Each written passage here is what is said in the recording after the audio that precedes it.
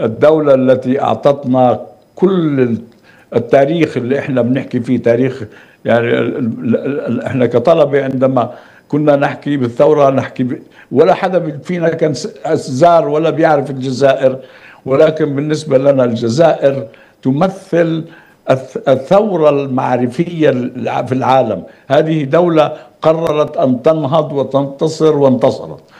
هذه الدولة وهذه أحد عناصر قوتنا. ولما كنا أنا قلت أنا في الجامعة الأمريكية ونقود المظاهرات ما كنتش فينا ولا واحد جزائري، ولكن كنا نشعر أننا جزائريون في أثناء الحرب الجزائرية. وأنا تربطني بعد ذلك علاقات كثيرة وأعتز بها مع هذه الدولة العظيمة. وأيضا أقول لك أنا أتابع جلسات مجلس الأمن كلها لأسباب مختلفة، وأتابع تصريحات ممثل الجزائر في مجلس الأمن وفي المناسبات الأخرى. نعم.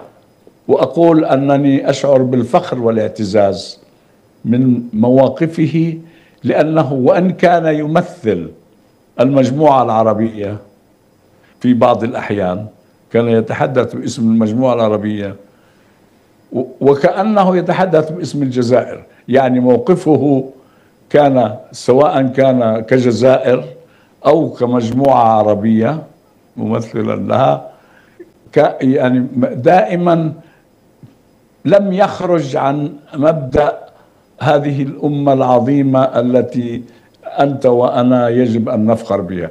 أنا في مكتبي هون حاطط كلمتين: أنا أفتخر بأنني عربي.